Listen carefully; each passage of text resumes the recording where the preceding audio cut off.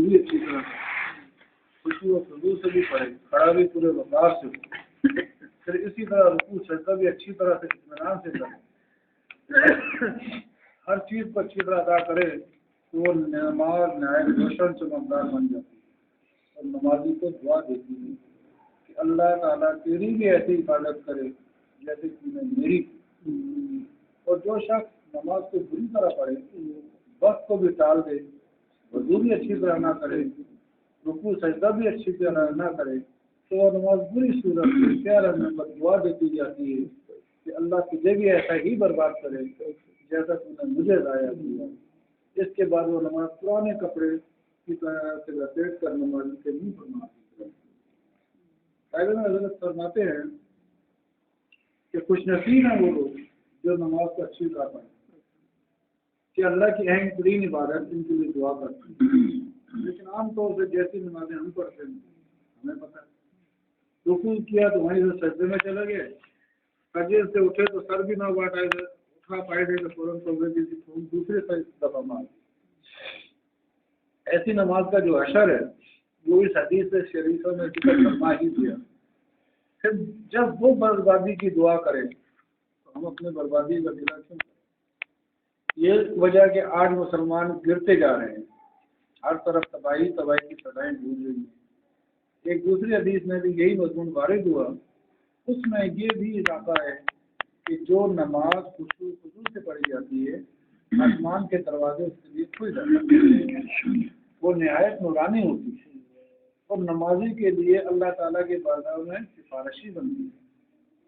आप सल्लल्लाहु अलैहि वसल्लम का इरशाद है कि जिस नमाज में रुकू अच्छी तरह न किया जाए कि कमर पूरी झुक जाए, उसकी मिसाल उस औरत की सी है और जो हामला हो, बच्चा होने के बाद करीब आ जाए तो इसकात करा। एक हदीस में इरशाद है कि बहुत से रोजेदार रहते हैं कि जिनको रोजे से बुजुर्ग भूख और प्यासा रहने के कुछ हासिल नहीं, और बहुत से शब बेदार रहते हैं जिनको जागने के अलावा कोई चीज नहीं मिलती। हजरत आयशा रज़ियल्लाहु अन्हा फरमाती हैं कि मैंने आप सल्लल्लाहु अलैहि वसल्लम से सुना कि जो क़यामत के दिन पांचों नमाजें ऐसी लेकर हाजिर हो कि उनके औकात की भी हिफाजत करता रहा हो, वजू का एहतमाम करता रहा हो, इन नमाजों को खुशी और खुशू से पढ़ता रहा हो, तो अल्लाह जल्ल शाला ने अहद फरमाया है कि उसको अज़ाब नहीं किए। और जो ऐसी नमाजें लेकर हाजिर न हो उससे कोई बात नहीं, चाहे तो अपनी रहमत से माफ़ फरमा दें, चाहे तो अज़ाब दें। एक और हदीस में कि एक मरतबा सल्लल्लाहु अलैहि वसल्लम साहबा के पास तशरीफ लाए और इरशाद फरमाया, तुम्हें मालूम है अल्लाह जल्ल शाह ने क्या फरमाया? किया अर्ज़ किया कि अल्लाह और उसके रसूल सल्लल्लाहु अलैहि वसल्लम ही जानते हैं। आप सल्लल्लाहु अलैहि वसल्लम ने एहतमाम की वजह से 3 मरतबा यही फरमाया और सहाबा कराम यही जवाब देते। इसके बाद इरशाद हुआ कि अल्लाह ताला अपनी इज्जत और बड़ाई की कसम खाकर फरमाते हैं कि जो शख्स इन नमाजों को औकात की पाबंदी के साथ पढ़ता रहेगा मैं इसको जन्नत में दाखिल करूँगा, तो जो पाबंदी न करेगा तो मेरा दिल चाहेगा रहमत से बख्श दूंगा वरना अज़ाब।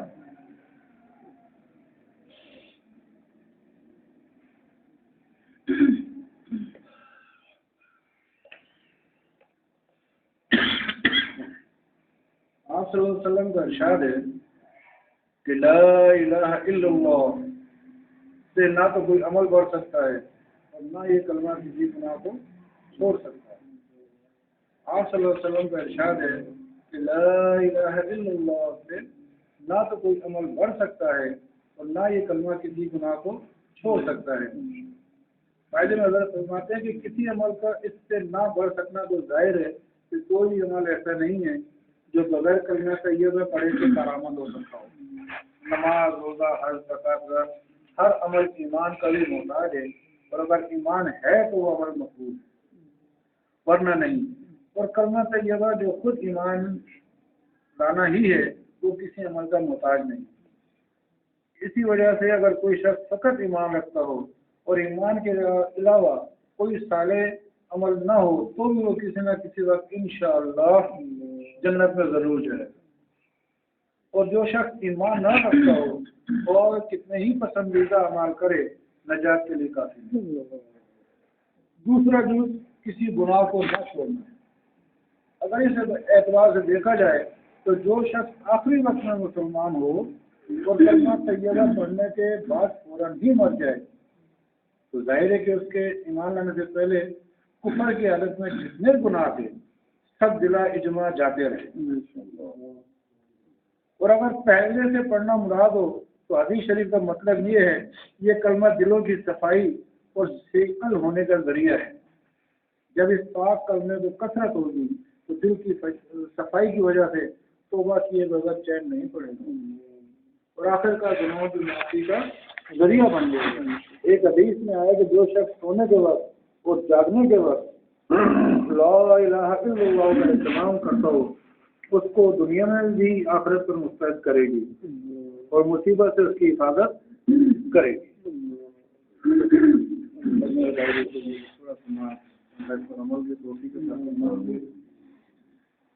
पढ़ना सुनना एक दूसरे को याद दहानी है, आलम कोई भी नहीं, सब सीखने वाले हैं।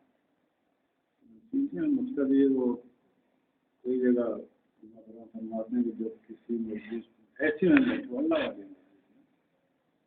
तो सब साइड से अपना ध्यान हटाकर दिल का प्याला सीधा करके और यही समझो कि आप सल्लल्लाहु अलैहि वसल्लम की हदीस के मुबारक ध्यान की जा रही है, ये बस बयान हो रही है। कैसे हो रही है, कौन कर रहा है, ये मत देखें, अंदर आपके दिल में महसूस हो। हमारी तो वो ज़बानें ही नहीं है, नाम में वो तासीर है।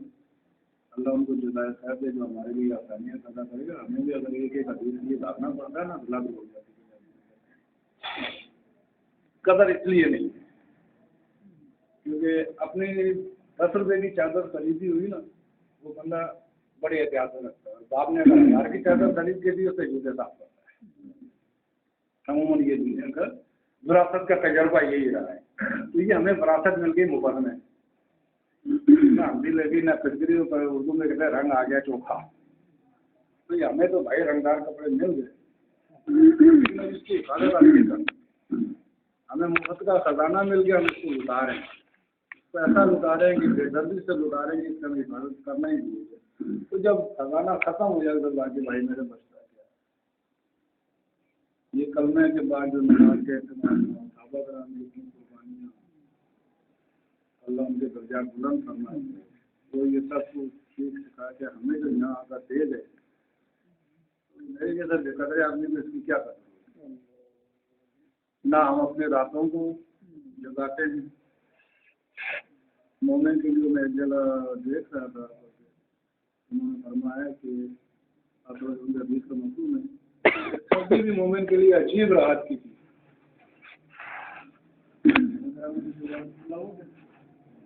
बोला मोमिन रात को अपनी जिंदा करता है और दिन को रोजा रखता है। अभी अगर फर्जी लोग हैं तो वो एक मुद्दत है, अगर नकली हैं तो लमाशा अल्लाह। तो गुरुजी का दूसरे का मफहूम है कि अपने रातों को नींद की वजह से छोटा मत करो और दिन को गुनाहों की वजह से सियाह मत करो। दिन को रोशनी अल्लाह ताला मुझे हम सब भाई समझ के एक गुजारिश है। मैं उमूमन कभी कभी उनके साथ जो है ना बता देते हैं, मैं सिर्फ कहता हूँ हमारा ये सीखना इतना फायदेमंद नहीं है जितना ज्ञान। हम सीखेंगे 5, 10, 15। अगर एक बंदे की 3 बेटियां हैं, अल्लाह करे वो करो आप इससे अपने घरों में चली गए, अगर उसके 5, 5, 6 बच्चे हो जाते तो वो एक कुंबे को संभाले, उसकी तरबियत में अभी तो आगे नस्ल को क्या संभाले। ऐसे तो नहीं संभालेगा कि माँ की गोद बच्चे की पहली तरफ का, हमने भाई तरफ गाँव को चलाना है।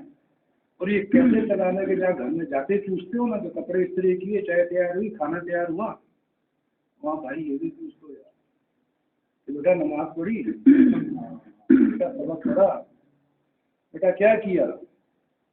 تو جہاں کپڑے اور چائے پانی ہے تو اس کے بعد وہاں جو بھی تھوڑی سیوا کر لو تو ان شاء اللہ تعالیٰ اللہ کو فائدہ ہی ہوگا. اور جب ہم نہیں کریں گے ہمیں تو جو بھگتنا ہوگا تو بھگتنا ہوگا, لیکن جو قیامت تک ضروریات آئیں گی نا وہ کام لیں گے.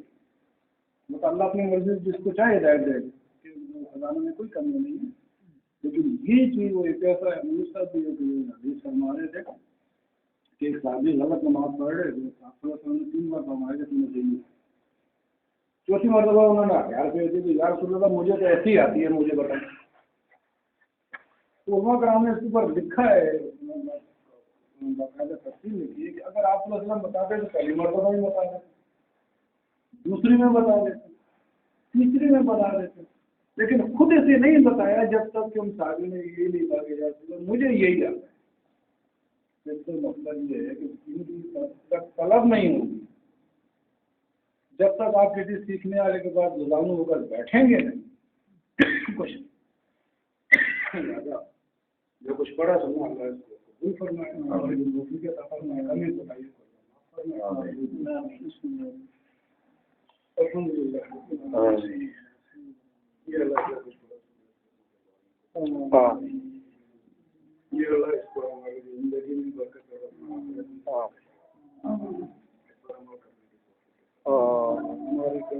ہم تک کی آنے والی کہ اللہ ہم وہ نہ ہوں ان کے دلوں میں یہ دین کی محبت پیدا ہو. یا اللہ سب کی سبیرہ جو دنیا سے جا چکے مردوں ہمارے والدین عظیم جانتے ہیں جو نہیں جانتے سب کی بخشش کر, سب کے قبول جنت کے بارے میں یا اللہ سب کو اپنے راستے میں چلنے کی آسانی, یا اللہ سب کو اپنے راستے میں چلنے کی آسانی, یا اللہ اس دین کی سمجھ عطا کر, ہمیں اس کی محنت کرنے کی قابل بنا, ہمیں اس قابل نہیں ہونے والے آپ ہی دینے والے, آپ ہی عطا کرنے والے, آپ ہی بخشش کرنے والے, آپ ہی رہتے. یا اللہ آپ یہ لمحہ کہ اللہ جتنی زندگی ہے آپ سے جب تک زندہ ہیں سعادت کی زندگی نصیب کرنا, اور جو موت ہے اپنا رستے کی اور شہادت کی مدد سبحان ربک رب العزت عما یصفون.